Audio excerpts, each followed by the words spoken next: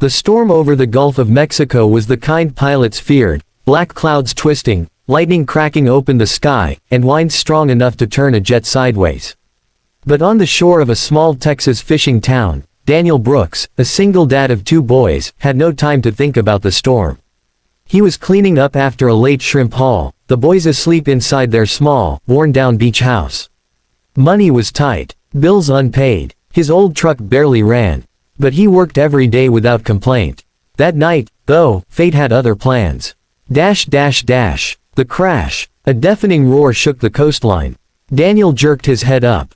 A private jet, pitching violently, dove out of the clouds, slammed into the shallow water, skidded across the waves, and stopped with part of the fuselage sinking fast.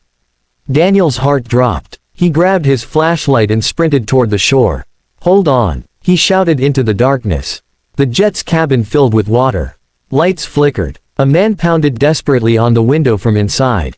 Daniel waded into the freezing ocean and forced the emergency latch open.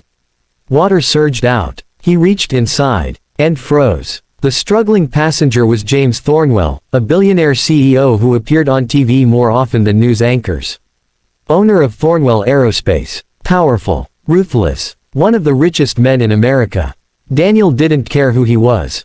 He pulled the man out and dragged him through the crashing waves toward land. James coughed violently. "Why, you saved my life." "Save your strength," Daniel said. "Come on." A second explosion from the jet lit up the night sky behind them. Daniel didn't look back. He only kept moving. The night that changed everything. Inside Daniel's small beach house, James sat wrapped in blankets, shivering. Daniel made hot coffee, called for an ambulance, and checked the man for injuries. "You should be dead," Daniel muttered as he cleaned a cut on the CEO's forehead.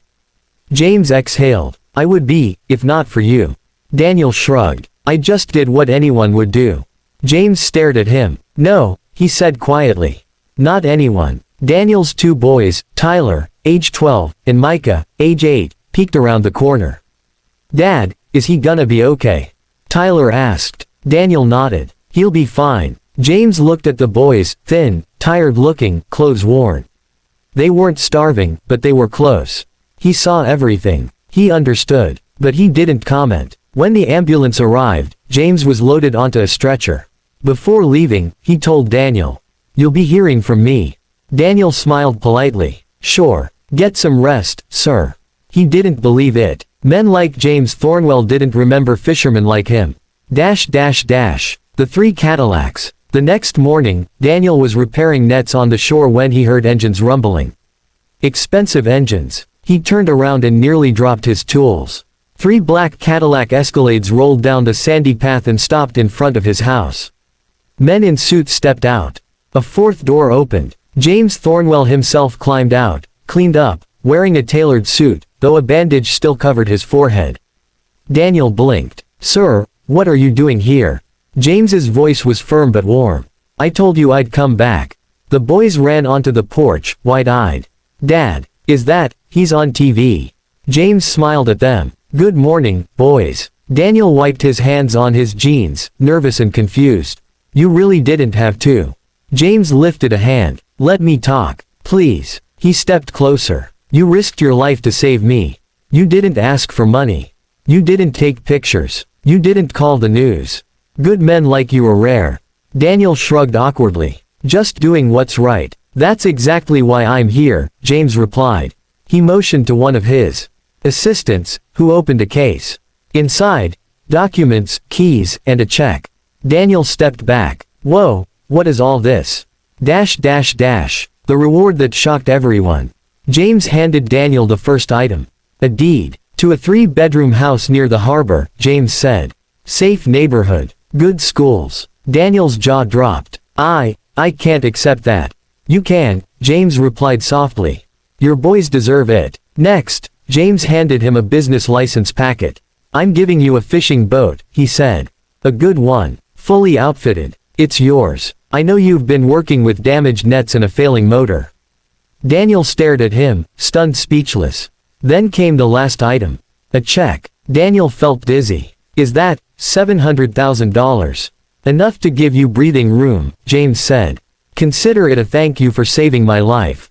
Daniel swallowed hard. Sir, I don't know how to repay you. You saved me, James said. You already did. But the CEO's real reason wasn't money.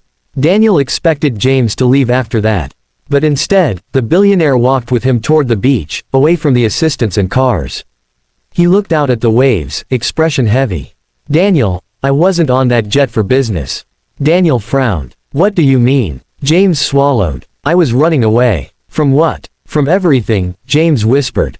Pressure. Expectations. A board trying to force me out. I wasn't sure I wanted to live anymore.